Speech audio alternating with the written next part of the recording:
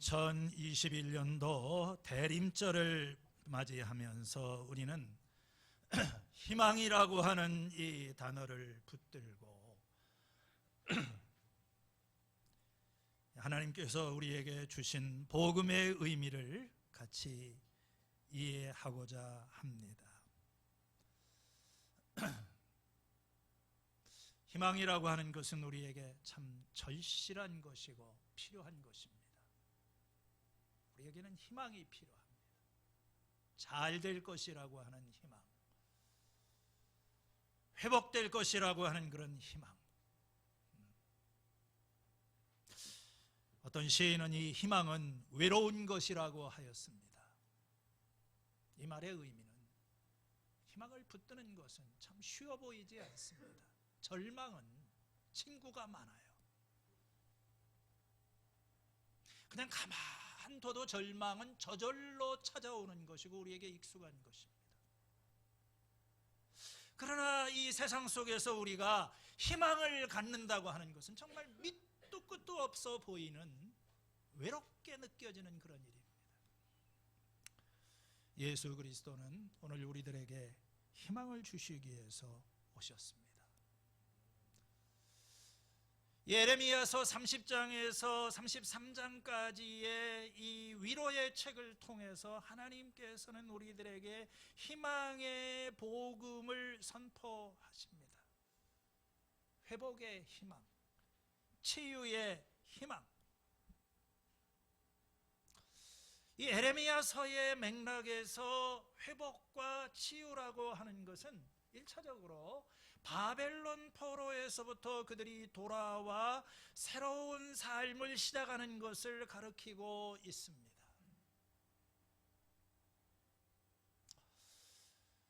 하나님께서는 이 포로 생활을 하는 이스라엘 백성들에게 너희의 앞날에 희망이 있을 것이다, 회복의 날이 올 것이다. 그런데 단순히 그들이 약속의 땅에 돌아오는 것만으로는 충분하지가 않습니다. 포로에서 돌아온 사람들이 다시 죄를 짓고 타락을 하면 어떻게 될 것입니까? 예레미야는 자기 백성을 잘 알고 있습니다. 좀처럼 잘 변할 것 같지 않은 사람들이지요. 수백 년 동안에 그들은 하나님 앞에 신실하지 못한 모습을 보여주었는데 그들이 앞으로 어떻게 신실한 백성이 될 수 있을 것이라고 보증할 수 있겠는가?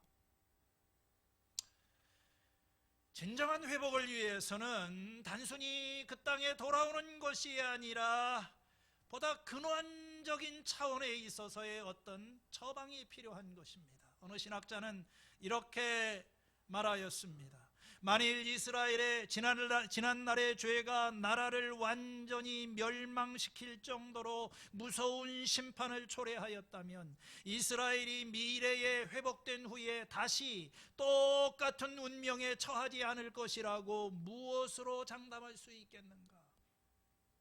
우리가 구원받고 회복이 되었지만 다시 옛 생활로 돌아가지 않을 것이라고 무엇으로 장담할 수 있겠는가? 이에 대한 답은 하나님이 자신의 창조적인 사랑의 능력을 통해서 이스라엘을 구성하고 있는 남자와 여자의 마음속에 언약의 법을 기록하시리라는 것이다. 이것을 우리는 새 언약이라고 말을 합니다. 에레미야서 31장 31절에서 34절까지 오늘 읽은 이 본문은 에레미야서뿐만 아니라 구약성경 전체에서 가장 중요한 말씀 가운데 하나입니다. 성경 전체의 이야기, 구속사의 흐름 가운데 하나의 전환점을 보여주고 있습니다. 이스라엘의 회복, 진정한 회복의 그 핵심에 새 언약이 있는 것입니다. 하나님이 약속하시는 회복은 우리들에게 미래에 대한 희망을 갖게 합니다. 이러한 기대의 근거는 바로 하나님께서 자기 백성과 맺으시게 될 새 언약이다. 그게 바로 오늘 말씀의 요점인 것입니다. 이 새 언약이 무엇인가? 이 새 언약이라고 하는 것은 어떤 의미에서 새로운 것인가? 이 새 언약은 어떻게 성취되고 실현되었는가? 이런 약속이 오늘 우리들에게 무슨 의미가 있겠는가?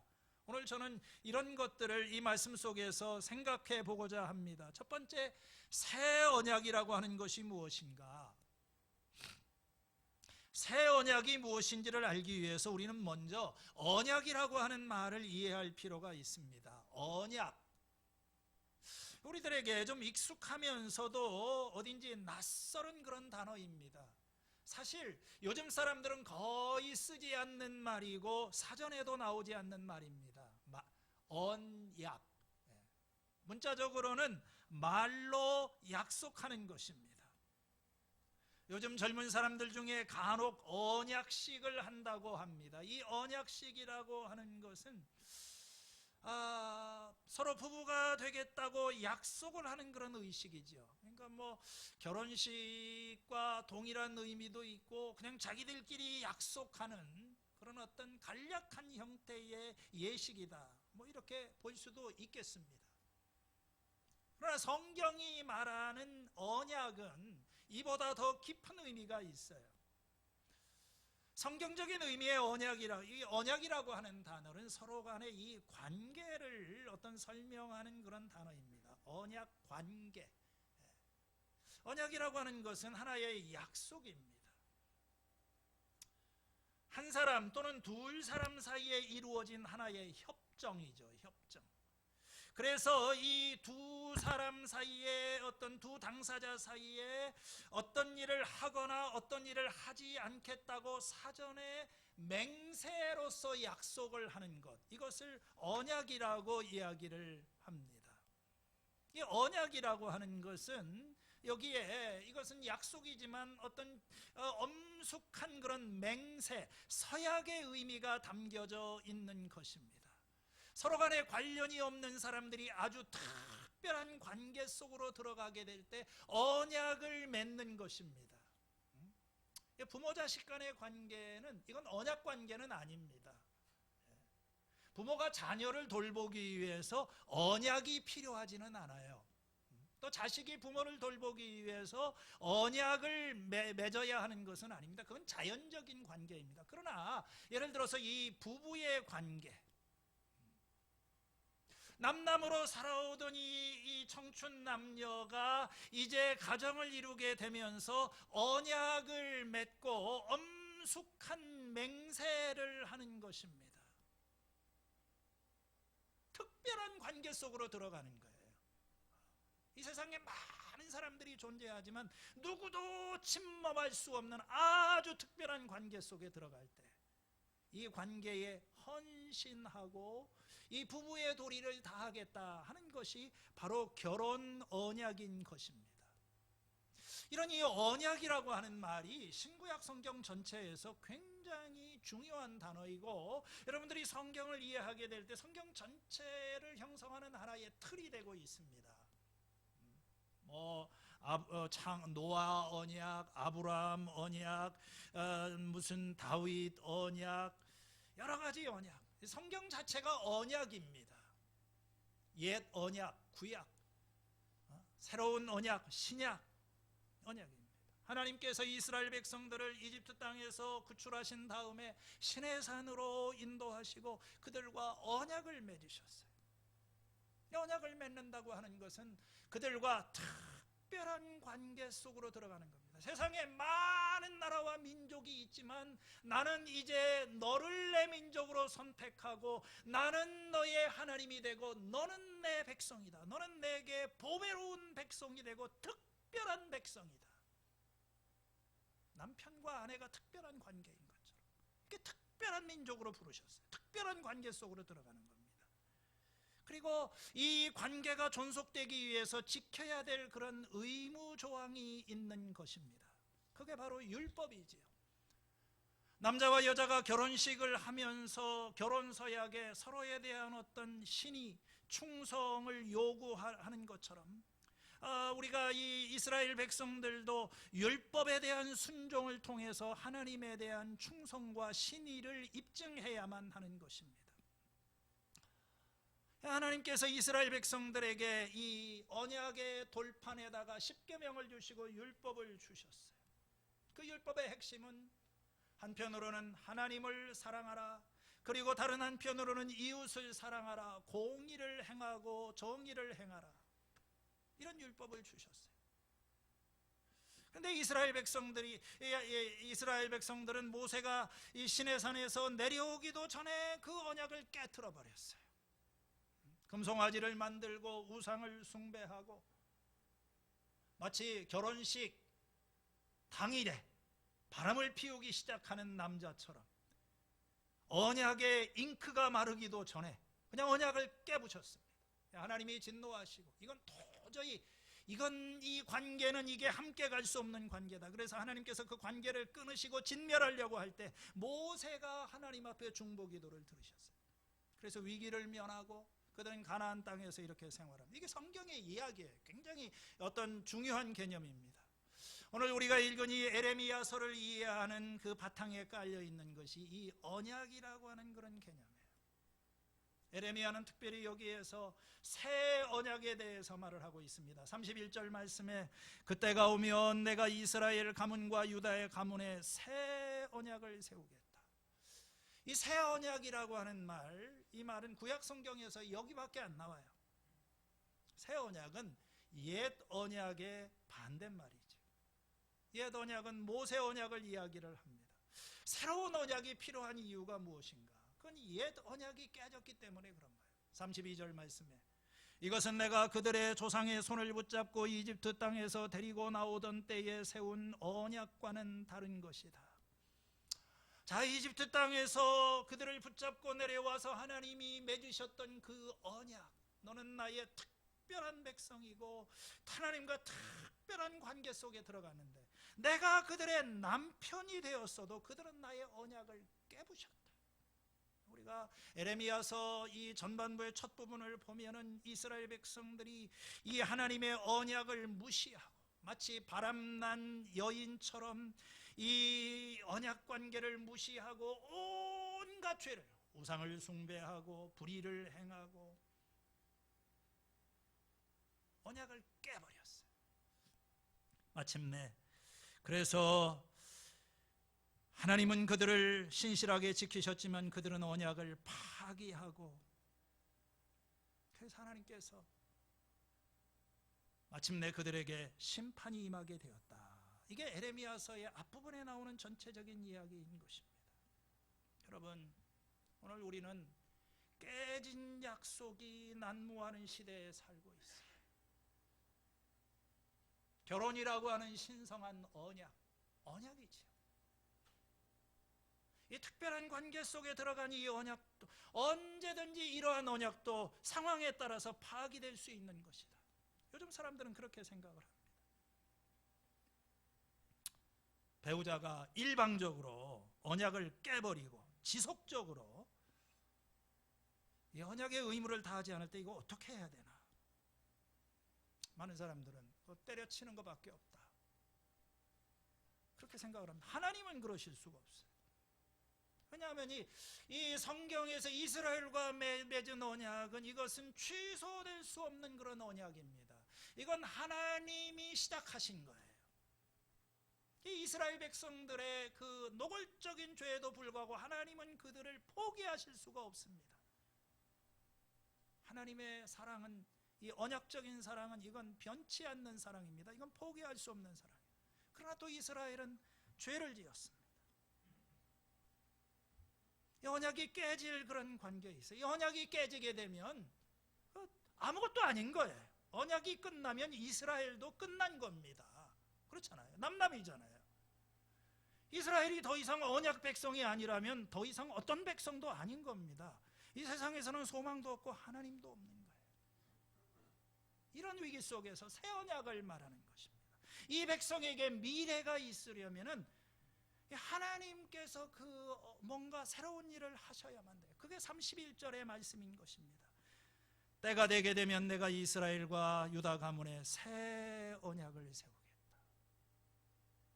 옛 언약이 깨져버렸으니까 그거 가지고서는 이게 관계가 유지가 안 되니까 방법은 그것을 폐기하고 이제 하나님께서 새로운 언약을 맺으시겠다. 새로운 언약. 이것이 이스라엘의 희망입니다. 정말 답이 없어요. 이스라엘 백성 편에서 보면은 그들은 언약을 지킬 능력도 없고 지킬 의사도 없고 하나님과의 관계를 지속할 수 있는 그런 능력이 없습니다. 이거 어떻게 해야 되나? 이걸 어떻게 해야 되나? 그렇다고 버릴 수는 없고 하나님께서 마지막에 되게 되면은 어떤 새 언약을 맺는다. 이 새롭다고 하는 것은 이전과는 완전히 다른 새로운 차원의 그런 언약, 거의 새로운 창조를 하는 그런 레벨에 하나님께서 그런 언약을 맺으시겠다 약속을 하셨어요. 그 약속이 이 예레미야 30장에서 쭉 이어지는 말씀의 가장 핵심부에 하나님께서 이 약속을 주신 것입니다. 이 새 언약이 우리의 희망이고 이스라엘의 희망입니다. 이 새 언약의 내용이 뭔가 33절에 보면 그러나 그 시절이 지난 뒤에 내가 이스라엘 가문과 언약을 세울 것이니 나는 그들의 율법을 그들의 가슴 속에 넣어주며 그들의 마음판에 새겨 기록하여 나는 그들의 하나님이 되고 그들은 나의 백성이 될 것이다. 새로운 언약은 옛 언약과 이게 공통점도 있고 다른 점도 있어요. 연속성, 불연속성이 함께 있습니다. 먼저 이 새 언약은 옛 언약과 공통점이 있지요. 이 한 세 가지 정도. 그건 하나님이 주도하신다는 것입니다. 옛날 언약을 맞을 때에도 하나님이 그 언약을 주도하셨어요. 내가 할 것이다. 이 새 언약도 마찬가지입니다. 두 번째로 이 새 언약의 기초는 율법입니다. 그 옛날에 율법을 지켜야지만 언약이 지속이 되는데 하나님께서 이 율법을 지키게 하게 하시겠다. 세 번째, 이 새 언약의 목적 또 옛 언약과 똑같아요. 나는 그들의 하나님이 되고 그들은 나의 하나님이 될 것이다. 자, 그런데 다른 점이 있어요. 완전히 새로운 점이 있습니다. 이 새로운 언약이라고 하는 것은 이전의 언약과는 완전히 전적으로 다른 것이고 이 옛 언약을 뛰어넘는 것입니다. 오늘 하나님께서 우리와의 이 관계를 회복하시기를 원하십니다. 이 무너진 관계, 끊어진 관계를 회복하기 위해서 그 새로운 관계가 형성되기 위해서 하나님이 하셔야 될 일들이 있어요. 첫 번째, 이 새 언약의 가장 독특한 점은 하나님의 율법이 우리의 마음판에 기록이 된다는 것입니다. 옛날 내가 이 율법을 나는 나의 율법을 그들의 가슴 속에 넣어주며 그들의 마음판에 기록을 하게 될 것이다. 이 마음판이라고 하는 말은 십계명의 돌판을 생각나게 하지 않습니까? 그 옛날 하나님께서 처음에 이 율법을 주시게 될 때는 그것을 돌판에다가 기록을 했어요. 돌판에 있는 것을 읽고 그걸 지키려고 이렇게 애를 썼었는데 그게 되지가 않지요. 그거 못 지키는 거예요. 그래 신명기 6장 6절에도 보면은 당신들은 당신들에게 명하는 이 말씀을 마음에 새기라고 했는데 이게 마음에 새겨지지가 않아요.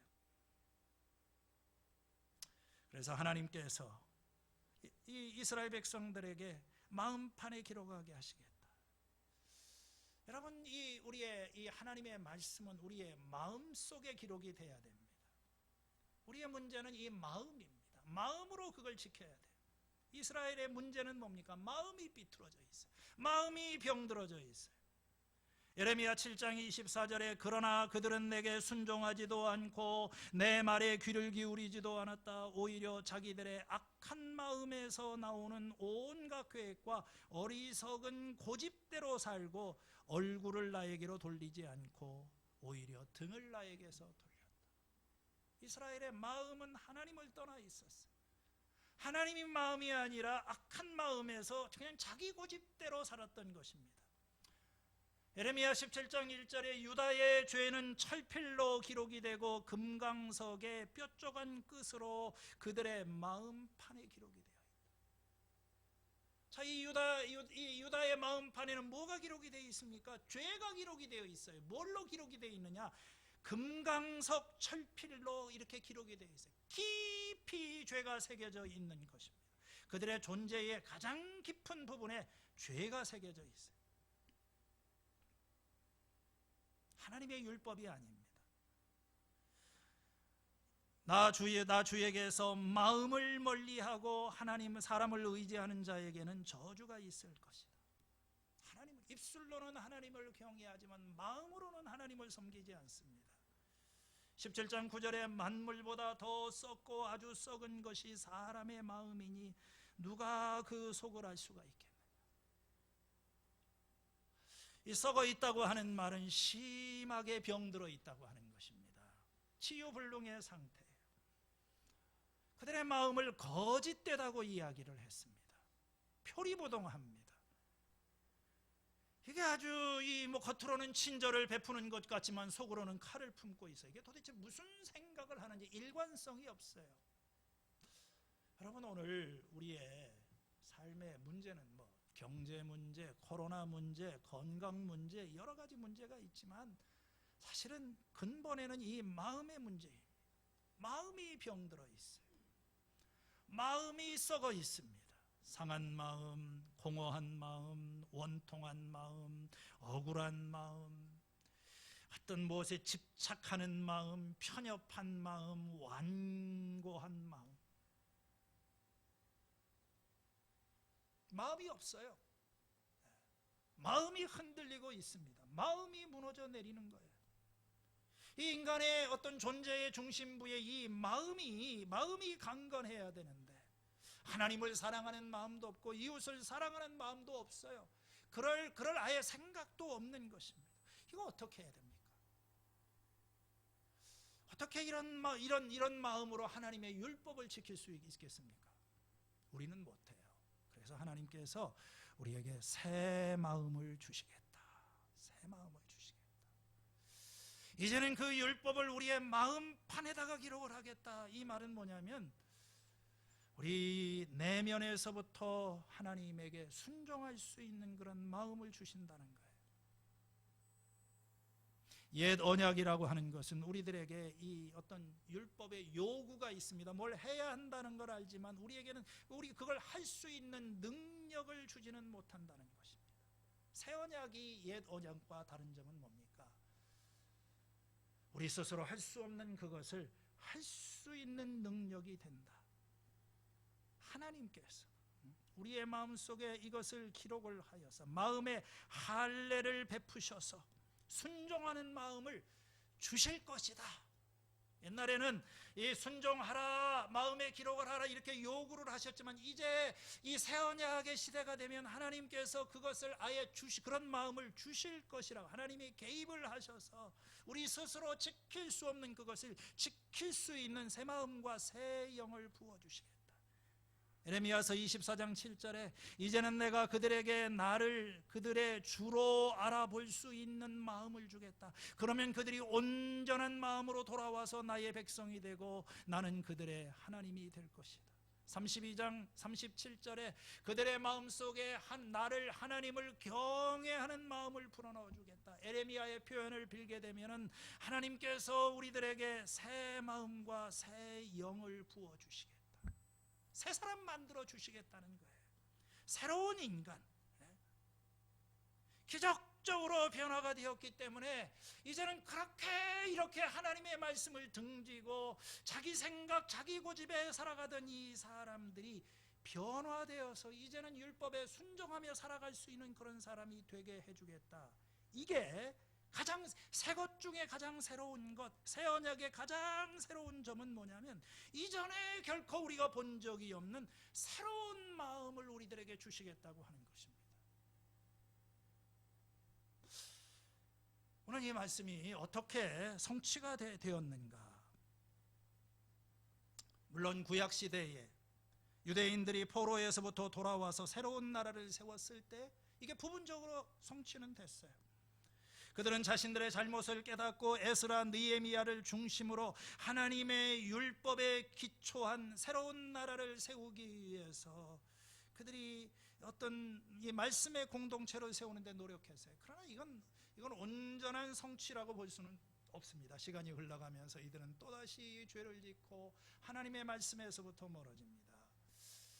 이 마음의 율법을 기록한다고 하는 이 하나님의 새 언약은 예수 그리스도의 사역 안에서 이게 궁극적으로 성취가 되는 거예요.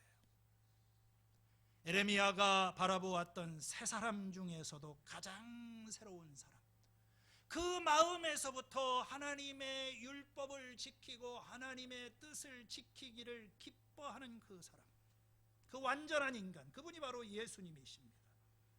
나의 양식은 이것이니 나를 보내신 이의 뜻을 행하며 그 일을 완성하는 것이다. 아버지여, 나의 뜻대로 마옵시고 아버지의 뜻대로 되기를 바랍니다. 예레미야가 이 한 예언은 바로 이 땅에 오셨던 예수 그리스도 안에서 이 율법이 완성이 되고 예수님이 이 율법의 그 어떤 그 완전한 그 성취를 보여주셨어요. 마지막 성만찬을 하시면서 이 잔은 새로 내 피로 세우는 새 언약이다. 새 언약이 예수님 안에서 성취되는 것입니다. 그뿐만 아니라 이 예수님을 믿고 따르는 우리들에게도 이 새 언약이 성취되는 것입니다. 이전에는 하나님의 요구를 알면서도 귀를 기울이지도 않고 행하려고 하는 마음도 없고 행하려고 하는 그런 행할 수 있는 능력도 없었지만 이 성령의 약속에 우리에게 새 마음과 새 영을 부어 주시어서 이제는 하나님의 뜻을 염원하게 하시고 그것을 실천할 수 있는 능력을 주시는 것입니다. 육신이 연약하여 할 수 없는 그것을 하나님이 하신다. 그래서 이제 우리 그리스도인들은 더 이상 옛날처럼 뭘 해야 된다는 건 알면서도 그것을 하지 못하기 때문에 늘 어떤 실패감과 죄책감과 그런 가운데 살아가지 않는다는 거예요. 성령이 오셨어. 우리들에게 성령을 허락해 주셨어. 육신을 따르지 않고 그 영을 따라서 살아가는 우리들에게 율법의 요구가 이루어지게 하였다. 이게 로마서 8장에 나오는 새 언약의 성취인 것입니다. 참 감사하죠. 그래서 정말 이 예수 안에 있는 사람들에게는 이제 우리가 이 율법이 우리 안에서 이루어지는 그 삶을 통하여 하나님과 언약 관계가 지속이 될 수 있는 그런 기반이 우리들에게 주어진다는 것입니다. 그럼에도 불구하고 이 율법에 대한 우리의 순종이라고 하는 것은 완전한 것이라고 보기는 참 어렵습니다. 정말 우리는 이 세상을 살면서 이 하나님의 뜻에 완전히 일치하는 삶을 살아가는가? 그런 공동체가 있는가? 아직은 아니지요. 그래서 다른 한편으로는 우리는 그날을 기다립니다. 그날 하나님께서 우리를 새롭게 창조하신 그 나라에 예수 그리스도가 다시 오시게 되면 우리는 죄와 슬픔의 이 세상에서 벗어나서 하나님과 완전한 교제의 자리에 들어가게 되는 그날, 우리는 아직도 그 성취의 때를 기다리고 있어요. 이게 두 가지 측면이 있는 것입니다. 그래서 이 언약은 예수 안에서 우리에게 완성이 되었고 이미 우리들에게 주어진 것이고 우리는 이 새 언약의 축복을 우리는 누리고 있는 그런 공동체입니다. 그러면서 앞으로 주어질 완전한 회복을 기다리는 것입니다. 이 새 언약의 새로운 두 번째 요소는 하나님에 대한 완전한 지식입니다. 그때 그 34절에 그때에는 이웃이나 동포끼리 서로 너는 주님을 알아라 하지 않을 것이니 이것은 작은 사람으로부터 큰 사람에 이르기까지 그들이 모두 다 나를 알 것이기 때문이다. 여러분, 구약이나 신약이나 이 신앙생활의 가장 중요한 목적은 하나님을 아는 것입니다. 하나님을 아는 것이 구원입니다. 이 하나님을 모르기 때문에 우리의 삶에는 정말 이런 계속해서 혼란과 고통이 계속이 되고 있는 그런 것입니다. 이 하나님을 알게 하기 위해서 예언자가 있고 선지자가 있고 목회자가 있는 것입니다. 목회자가 하는 일은 뭐냐면 자꾸 하나님이 어떤 분이신지를 여러분들에게 알게 하는 거예요. 삶 공부도 하고 뭐 이렇게 하면서 자꾸 뭐 성경을 읽어라, 뭐 기도를 해라, 자꾸 가르치려고 합니다. 그런데요, 이 새 언약이 우리들에게 보여주는 것은 뭐냐면 이런 중재자가 필요 없다는 거예요. 새 언약은 인간의 가르침이 필요 없는 이 하나님과의 어떤 직접적인 관계, 서로 하나님을 알아라 이렇게 얘기할 필요가 없어요. 다시 말하면 이제 새 언약의 자리에서는 목회자가 필요 없어요. 가르치는 직업은 끝난 겁니다. 왜요? 그렇게 안 해도 다 알아요. 하나님을 이미 온전히 알고 있어요. 이 알고 있기 때문에 이 사람들은 뭐 더 이상 알아라, 뭐 성경 읽어라, 뭐 이렇게 우리가 얘기할 필요가 없어요. 하나님을 안다고 하는 것은 그냥 무슨 정보를 아는 거, 이게 아니라 체험적으로 알고 경험적으로 알고 삶을 통해서 알고, 그래서 이제 하나님을 알기 때문에 웬만한 상황에도 이렇게 흔들리지 않고, 우리가 지금 이 상태에 있나, 이 약속이 성취되어 있나, 우리는 정말 하나님을 온전히 알고 있나? 우리는 서로 권면하지 않고 서로 이렇게 격려하지 않아도 될 만큼 우리는 성숙하고 온전한 상태에 있는가? 그렇지는 못해요. 이건 아마 우리가 죽어서 하나님 나라에 가게 될 때에만 그때 온전히 알게 될 것 같아요.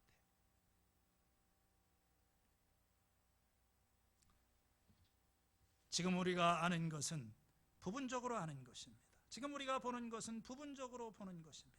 지금은 우리가 거울로 영상을 보는 듯이 희미해 보이지만 그때는 얼굴과 얼굴을 마주대하여 볼 것입니다. 지금은 내가 부분밖에는 알지 못하지만 그때는 하나님께서 나를 아신 것 같이 내가 온전히 알게 될 것이다. 그래서 이 두 가지 측면이 있는 거예요. 새 언약, 성령님이 오셔서 우리들의 눈을 뜨게 하십니다. 어둠 가운데 빛이 있으라 말씀하시는 하나님께서 이 사마리아 여인의 눈을 열어주시는 거예요. 그래서 이 니고데모처럼 율법의 최고봉에 있는 사람은도 알지를 못해요. 예수님은 하나님의 아들을 보고서도 이게 뭔지를 몰라요. 이게 뭐 어떻게 이런 일이 있겠습니까? 어떻게 사람이 다시 태어날 수가 있겠습니까? 아무도 몰라요. 그런데 성령님이 오셔서 우리들에게 깨닫게 하시는 것입니다. 눈을 열어주시는 거예요. 성경이 비로소 이해가 되기 시작하는 것입니다. 하나님이 어떤 분이신지 이제 깨달음이 오기 시작하는 것입니다. 여러분들, 우리가 이걸 위해서 기도하는 거예요. 그러나 우리가 이 세상에서의 우리의 지식은 이러한 어떤 보지 못하는 것을 보는 기쁨도 있지만 여전히 이 세상에는 희미한 부분이 있고 불완전한 부분이 있어요. 거울로 보는 것 같이 희미합니다. 그때가 되면, 그때는 이제 완전히 하나님을, 그래서 이 새 언약은 이미 이루어진 것이기도 하고 또 앞으로 완전히 이루어질 것이다, 이런 것이 같이 존재합니다. 세 번째, 이 새 언약의 새로운 요소는 하나님의 완전한 용서입니다. 34절에 내가 그들의 허물을 용서하고 그들의 죄를 다시는 기억하지 않겠다. 이 새 언약의 이 가장 중요한 요소가 뭐냐면 죄 용서. 여러분, 이스라엘과 하나님 사이의 관계를 가로막았던 그 가장 문제가 뭡니까? 죄라고 하는 거 아니겠습니까? 너희 죄가 너희와 너희 하나님 사이를 갈라놓았고 너희 죄악이 이 하나님을 갈라모아서 언약 관계를 단절시켜버린 것입니다.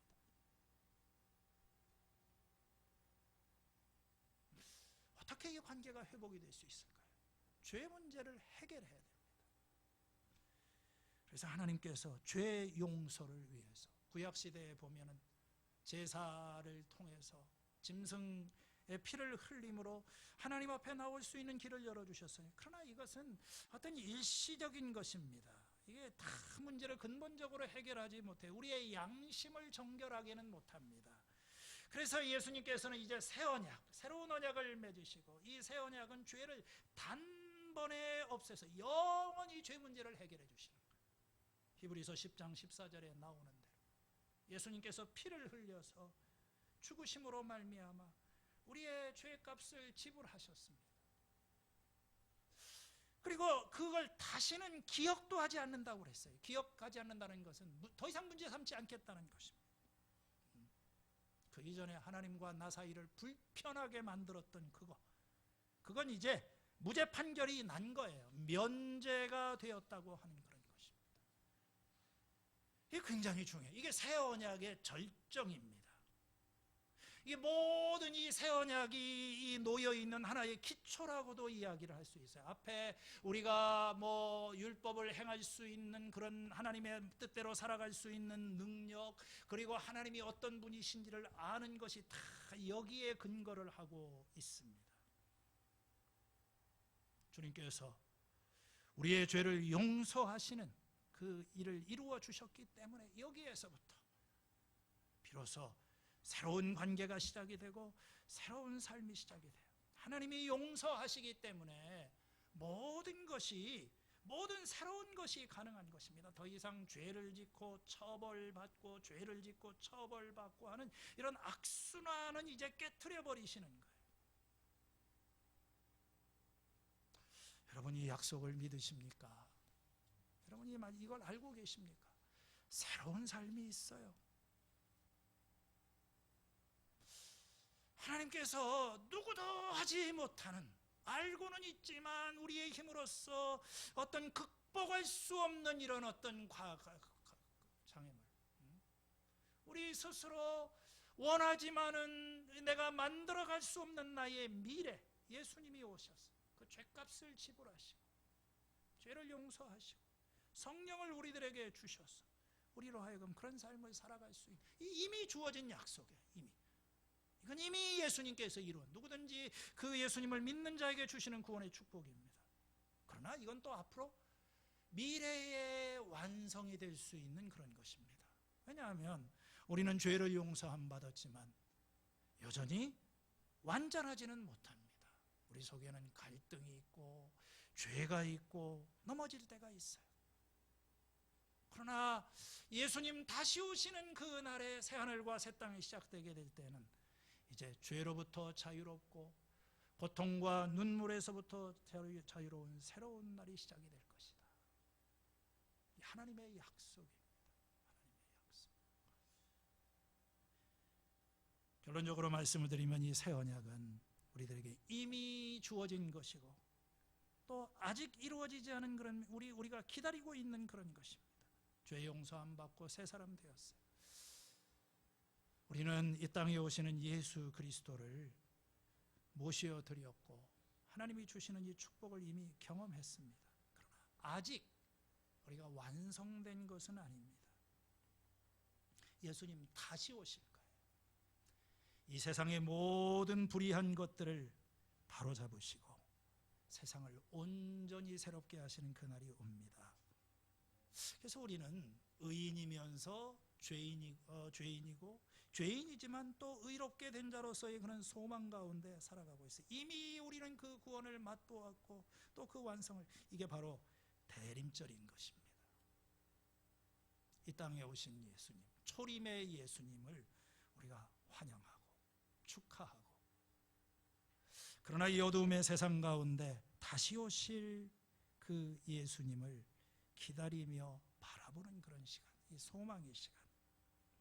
어느 교수님이 국민일보 칼럼에 쓴 글을 보았습니다. 대림절의 의미에 대한 그런 기사입니다.